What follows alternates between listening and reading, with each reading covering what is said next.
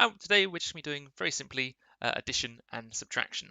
Now with these, it's just really important you get the basics down properly, you do it really nicely, and so I'll do an example of each of the questions before I let you go, but primarily it's I'll do an example, you need to get on and do the questions, and then we'll run through the answers together. So this could be a very quick section actually, just to make sure we've got those very important basics done solidly. So this is the book we're using. And these are the first 2 pages. So it's column addition, and this very simply is pages 2 and 3. And rather than discussing the lines, I'm actually going to do an example with you. The example I'm going to do is actually going to be task 2B, because a great many people in lessons copied this down incorrectly. So for each of them, all I want you to do, and it does talk to you about the methods here, but essentially it's always write out in column method the 2 numbers. You can choose to put the larger number on the top, but it's not mandatory. And then to add them up. But what is mandatory, for me at least, is to write them in place value. So we've got 680, comma, end. So we have 680. And we also have 7,363. So 7,363. Now, if you choose to swap these around, that's absolutely fine. I know some people like to do that, and it doesn't affect the answer at all. For addition, you can swap them around. Subtraction, as we'll see in a moment, you certainly can't. It will have a big impact on the answers if you do it that way. But what's very important, the mistake that a lot of people made, is they wrote 680 and 7 as 687. And this is wrong. This is not the same. It's an easy mistake to make, but if you look, that and 7,000 belongs to the 7,000. So that 7 there is that 7 there, or sure should be. But it's a mistake that I saw consistently enough I thought it was just worth highlighting. So you didn't make the same mistake. And also you know to check, once the comma happens, that's it. Another pet peeve of mine I see is people doing this. I advise against it in maths. As a final answer, you can add the commas back in. But I would instead, if you like to have a comma, leave a gap. So you'd do 7,000 gap 363. But the reason not is it's very hard to tell the difference between 3,673 with a dash and 7,363, which suddenly becomes 7.363. Because especially, if you're not being particularly careful, or maybe a bit careless, maybe I accidentally do my dot that looks like a bit like a dash, or I do a dash that looks a bit like a dot, you can end up mistaking one for the other. So I would always encourage all my students to, certainly in their working out, to never have the comma in their answers. I think that's a really good tip, so hopefully one you'll take on board. Other than that, I'm just making sure that my answers are nicely in line, so units with units, tens with tens, hundreds, hundreds, thousands, thousands. If you want to, I've seen people do this before, you can even write a 0, because of course 680 has 0,000, so if you'd like to really keep it nicely lined up, you can. But one other thing I finally do with setup is I always draw a line, and on that line I always label what I'm doing. So in this case, column addition, I'm doing an addition, a plus. The way I'd then go through, 3 units plus 0 units is 3 units. Notice how I say this. 6 tens, because there's 6 of them, plus 8 tens, because that's how many there are, so 6 plus 8, gives you 130. So we put a 1 in the hundreds column and a 3.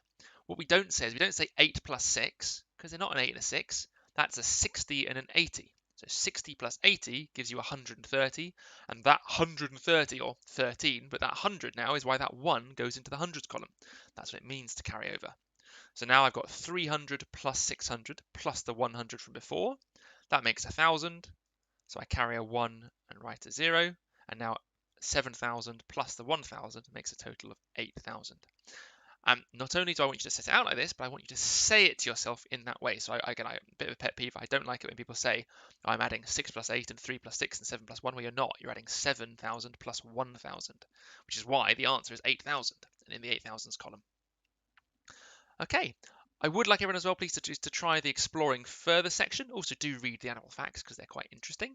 But the exploring further section, because these are more, I think, a bit more representative of the kind of question you might get in your exam where you're having to apply the skills. So in this case, you're going to have to work out what the question wants. But do remember, it's always going to relate to the skills you've just learned. But for all 3, task 1, 2, and 3, I want you to write these out, please. If there's not space in your book, and for the exploring further there might not be, you're welcome to use a spare bit of paper or a jotter book to go through your answers.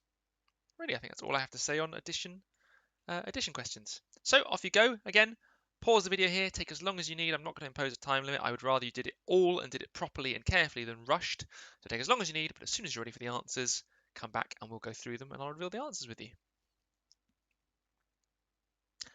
Okay, welcome back. Hopefully you're ready for the answers. If not, pause the video here. Let's go and have a look at the answers together. So this is sections 1, 2, and 3, and here they are. Oh, did I write down? I did let that, well, I just added for that one there. I based it on that. That one actually is a 6, if I'm not mistaken. Not that it matters, because it was just an example. But here are the answers. So go through, please, mark them, make your corrections if you need to. And that's a really important thing with maths.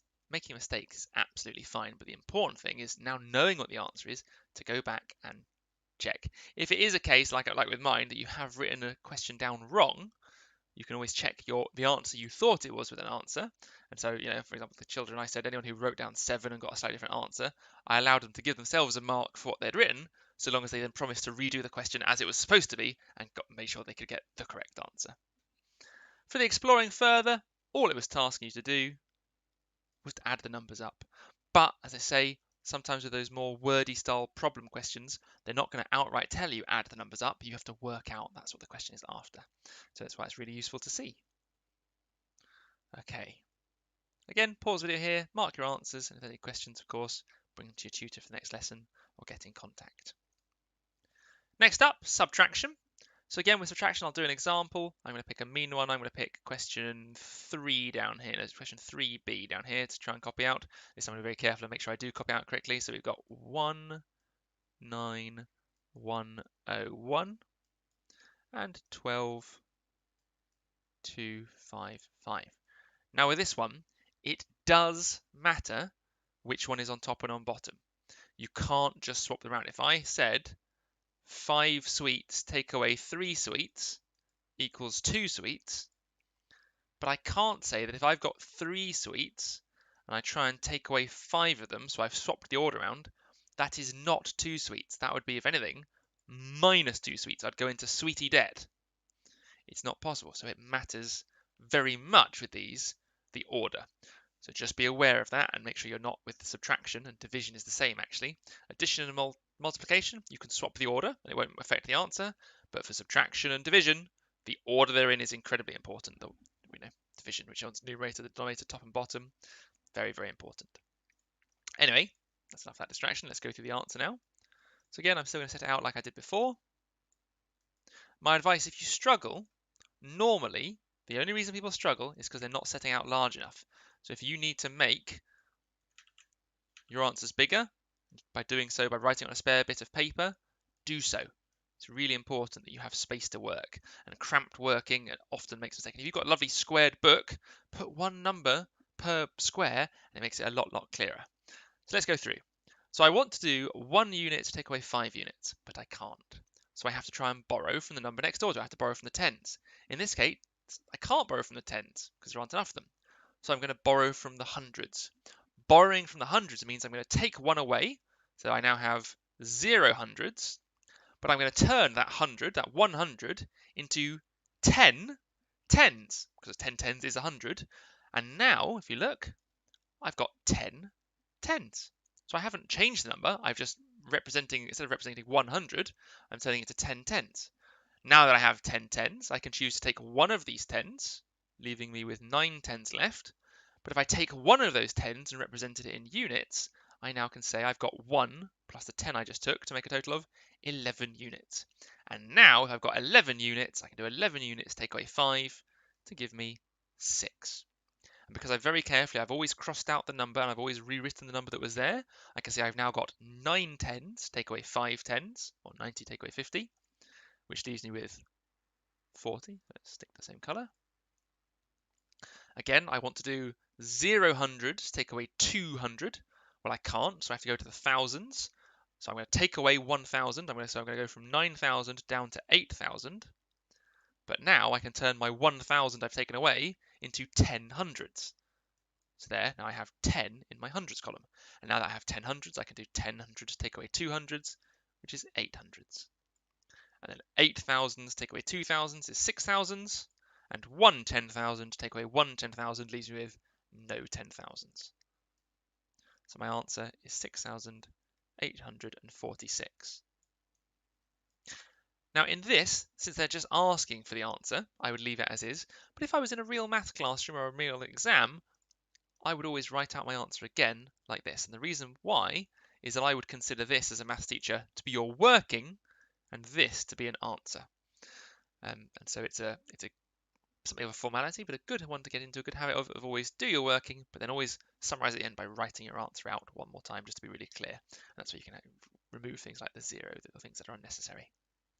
So as an example, you can see again, kept everything really carefully in their columns, really clearly crossed out and labeled every time I had to borrow from the one next to it. And that way I've ensured that I don't make any silly errors or silly mistakes, which is the main problem with addition and subtraction, silly errors, silly mistakes. Okay, everybody. Right, off you go. Again, take as long as you need. Come back when you're ready. One thing I will say, sorry, for task 1, I know it's talking about doing this, it's trying to show you a method. My advice always for addition and subtraction is just, I would recommend for all these questions, all these tasks, just do it whichever way you've learnt at school, whichever way works best for you. So they're going to try to break it down. They're trying to really reinforce what I say verbally, which is that you've got 6 units, take away 8. So you've got 50, take away 30. So 400, take away 300.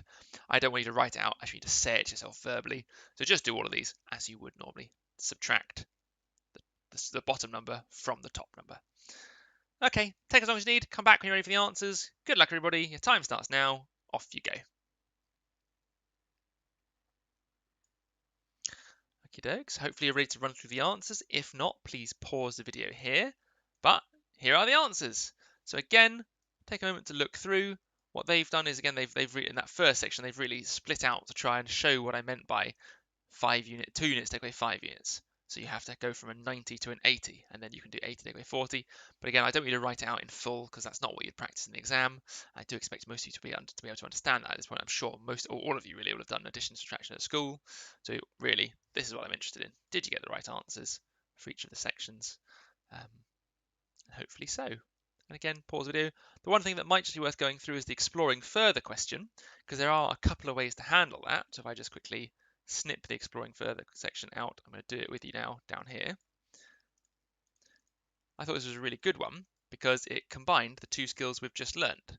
So for example, the fish, it climbs up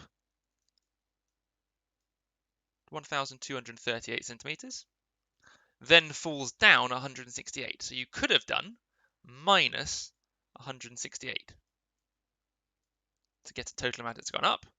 Then it climbs up another 2,046 and then falls down 379. And you could have worked out those 2 sums and then from there added them on. So let's just do that really quickly. So 8 take away 8 is 0. 3 take 6 I can't do, so I can borrow. 13 take away 6, we then have 7. So that is a total of 1 take away 1 is 0. 1, so 1,070 up. Then here, we can't do the 6 take away 9, so we have to borrow. So that becomes a 3. So then 16 take away 9 we can do, becomes 7. 3 take away 7 we can't do, so we have to borrow from here, becoming a 1, becoming a 10, becoming a 9, becoming a 13. 13 take away 7 we can do for 6. 9 take 3, 6. 1 take nothing, 1. And now we know the 2 amounts that it's gone up, but it actually wants to know if it's going to try and reach 4,000. How much more does it have to go? So actually what we're going to do is we're going to take 4,000, we're going to take away these 2 numbers. But again, you may have chosen to add those 2 together first to make one sum, and that's fine. So let's do 1, 6, 6, 7. I'm sort of doing the most working here possible just to show you all the things that you could have done. So 7 take away nothing. Then we got 6 take away 7, that's 13. Plus 6 plus 1 is 7, plus 2. So in total, the little fish has climbed a total of 2,737 up. But we want to know what's left. So if it's got 4,000 to go, and it's covered 2,700, we've got to take away that from the 4,000.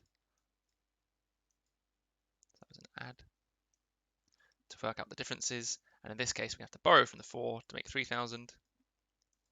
Borrow from the 10 to get 9. borrow from that 10 to get 9. And now we can do 10 take away 7, which is 3, 9 take away 3, which is 6, 9 take away 7, which is 2, and then 1. So final answer, 1263, 1263 centimeters left to climb. But again, in their way, they did it a couple of ways, and they did the climbing. Oh, well, actually, no, they did the similar one, but they didn't show you the working. There you go. But there's lots of ways. You could have added the two negatives together and added the two positives together, took them away. So there's a lot of ways to get to the same answer. But as long as you got there, I think I'm happy.